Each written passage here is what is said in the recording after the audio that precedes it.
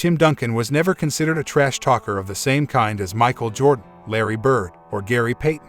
He used different tactics to get under rivals' skins, which worked really well for the San Antonio Spurs legend. On the other hand, it wasn't too long ago that former All-Star DeMarcus Cousins dominated the league and went head-to-head with the best in the world. In what has unfortunately turned out to be one of the sadder stories in the history of the NBA, Cousins now finds himself outside of the NBA, still wondering if he will ever get a genuine opportunity to prove his worth following a series of devastating injuries that cut his prime short. One guy he feels is criminally underrated is the greatest power forward of all time, Tim Duncan. When Cousins was feasting inside the paint for the Sacramento Kings and New Orleans Pelicans, he was consistently matched up with the most talented front-court players in the association. One of those competitors was San Antonio Spurs legend Tim Duncan, who is well and truly in the thick of the top 10 players of all-time conversation. Duncan is highly regarded among NBA personalities, the wider media, and former players, including Cousins himself. Recently, the 32-year-old described how good the big fundamental was and how demoralizing it was to play against him while he used his unconventional trash talking. I don't want to hear no top 5 without Tim Duncan. I think he's one of the most disrespected, fuck the basketball part, just winners of all time. It wasn't sexy, he wasn't, as marketable as these other guys, and he's not all, he's almost like a Jokic. Like, Jokic is an incredible player, but he's boring. And that's just how Jokic is. Yeah. It doesn't take away his talent. Like, he's not a guy that's going out of his way to be liked or to be on TV. He just goes and does his job and he goes home. I think that's what Tim Duncan was. But on a whole nother level. Like, since he stepped foot in the L, he won. Yeah. He's done nothing but win. That quiet shit, those are the scary ones. Like, I remember KG's interview on All the Smoke, but he was like, Duncan will still talk shit to you. What did Timmy have for you? What, man?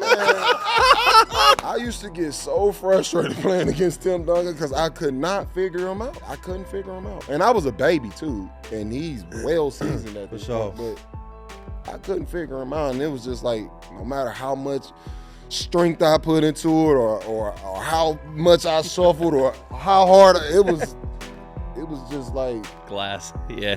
I finally had a successful night against Timmy. Like, it's not even a great night. It's just I'm having a decent, successful night. So my young dumb ass decides to go talk shit to Timmy. Oh, damn, motherfucker. Yo. I remember like backpedaling down court and Timmy looked up at me. He just looked at me and didn't say anything. He just looked at me. Hey, that's that Terminator shit. This is exactly what he did. He looked at me. You feel me? He's jogging down court. He just looks down and starts like kind of laughing to himself. That's so scary. This is the fourth quarter. This dude ran off 16 straight. He ran off 16 straight. Like I said, I'm trying to get into a verbal something. Yeah. And he never said anything to me. So we go back to that butt tap. Yeah. Like I said, he's running off this 16 straight. Good job, big fella. That's so condescending, bro. And I'm like, this motherfucker. You ready to square off? You feel me? To be honest, it probably. Did you ever return the butt pat to him at any other point? I left Timmy alone. He learned his lesson. Yeah. Smart man. Still once. Yeah. How do you? How his day was before the game. You having a good day? Had a good game yesterday, Timmy D. Hey, not a family, Timmy. I left Timmy alone, bro. I don't want no problem. In 2016, Steven Adams, who played center for the OKC Thunder back then, told another great story about Tim Duncan. Adams said that when he was a rookie, Duncan, who's almost 20 years older, played mind games with him. He played the nice guy card to get the eager rookie off his back. He's good, and it's just like, he's not really like crazy athletic, but he still like just destroys you. And he's a nice guy. That was my biggest mistake as a rookie. I was like hitting him all the time and he was having trouble with it. And then he came over and like talked to me a bit. He was like, hey man, like, how are you? And I was like, oh, what a nice guy. And then he just dropped 20 from there on. I was like, told him and he was like, that's a vet move, don't do that. You can't be nice. I was like, oh, he was a nice guy. Tim Duncan's biggest forward rival was the legendary Timberwolves and Celtics former player Kevin Garnett. The two went back and forth as they battled in the Western Conference for a large part of their careers. In 2020, KG joined All the Smoke podcast to give us a little look into his relationship with Duncan. Duncan, known for being a gentle, humble, extremely nice guy, would apparently occasionally trash talk KG. According to the Big Ticket, it sounded like it was almost polite. Was there someone that you loved, you knew that motherfucker could back it up and he was gonna talk it to you? Believe it or not, y'all, Tim Duncan. Tim Duncan, shout out to Timmy. Shout out to TDs. Tim Duncan, Timmy. people would not see him verbally saying stuff because he wasn't talking sentences. Timmy would hit you in phrases. Got you. Ooh, almost. This the worst right here. Nice try. Like subtle shit, no gangster shit, no real hardcore shit, just subtly to just back your ass up and put you back in like this over here. Like, you know, and then what really pissed me off was when the trash talking wasn't affecting him.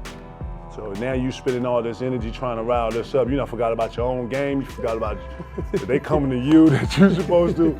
And then that's when I actually quit talking trash to Timmy because he wouldn't respond or he wasn't giving me the reaction I was getting. I can't really get hype off. This nigga ain't really giving me nothing. Look at now, you know, start, you know, doing a little, you know, the shoulder shit and he won't react to that. Yeah. Next thing you know, Timmy got 20, 15, like I'm in here like, so then I started changing that. A year later, Duncan himself shared on the Ringer podcast how he felt going up against the KG trash talk and explained why the conventional trash talk wasn't used by him. He said that it would frustrate him the most that he would talk all his shit, but she would smile and say like, good job and stuff. Like that would piss him off the most.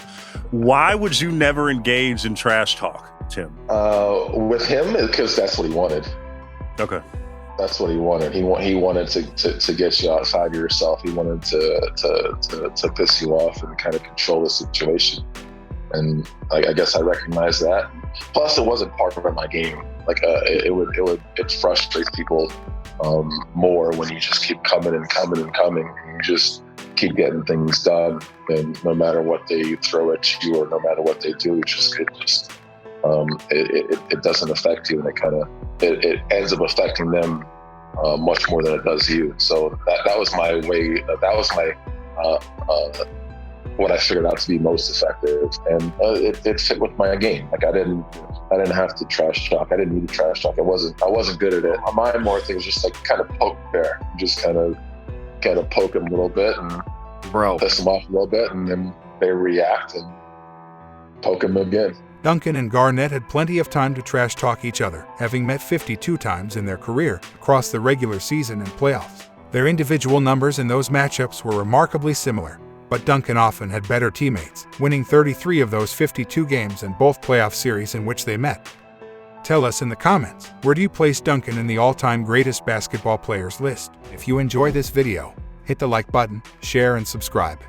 For more basketball content, subscribe to our other channels, Free Duncans and Vintage Duncans, and follow us on social media.